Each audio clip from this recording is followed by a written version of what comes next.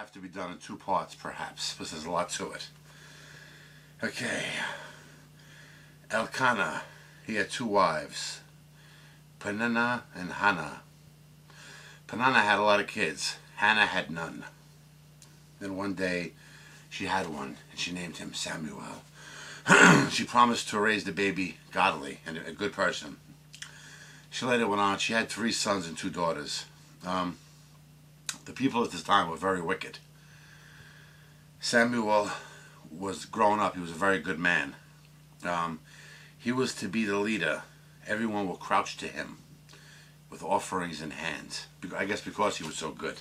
Like he was destined for, for great things. When he was a child, Samuel was sleeping. Eli too.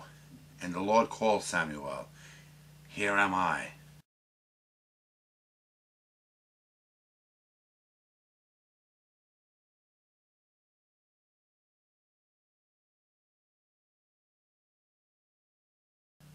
He said, if it happens again, say this, "Speak, Lord, for thy servant heareth."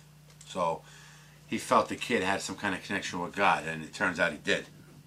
Anyway, the message that God gave the kid wasn't too good. He wasn't happy with Eli, and the sons were wicked, And he even told Eli this, what the message was, And as Samuel grew, he was established to be a prophet. Okay. Israelites were beaten by the Philistines. They even took the ark from them. That's an interesting part of the story. And Eli was 98 years old at this point, and he heard of his sons getting killed and the ark being taken, and he was so freaked out, he fell backwards off his chair and cracked his head open and died. He says he broke his neck. The Philistines put the ark next to their god, Dagon. And when they'd wake up in the morning or go to the temple or whatever, the statue of Dagon was on the floor. They were like, what's this? And they put it back up, and I guess the day went on. And the next day when they went in the temple, there was even more damage done to the statue of Dagon. So they were freaking out, like the power of God was doing something to that other god at night, And there was, some of the people were so scared of this ark that they wanted to send it back, but I guess you couldn't just, walk over and hand it to them. They had to come up with some idea how to do, just that. Then it speaks of battles. In 7:13, Israel is delivered from the Philistines' hands. Yeah, when Samuel was getting up there in years, he appointed his own sons to be judges. And they were bad people. They weren't the apple falls far from the tree type thing. Doesn't fall far. They were bad, taking bribes. It says unjust verdicts and stuff. They weren't good people.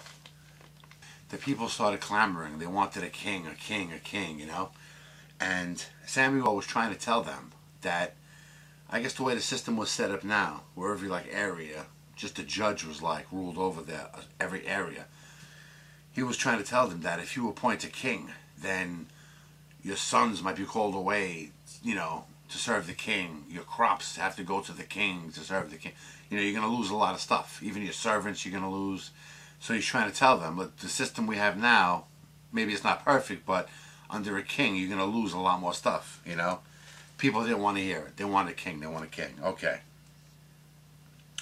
So God said, make them a king. There's a guy named Kish. He had a son named Saul. Saul was out with the servant. They were looking for a herd of asses. They're looking everywhere, or for these asses. Where are they? Where are they? Couldn't find them. So the servant said, I know of a man.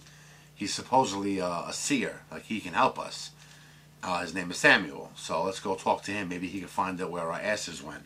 Meanwhile, God told Samuel that Saul was coming to be captain. He was going to lead the men.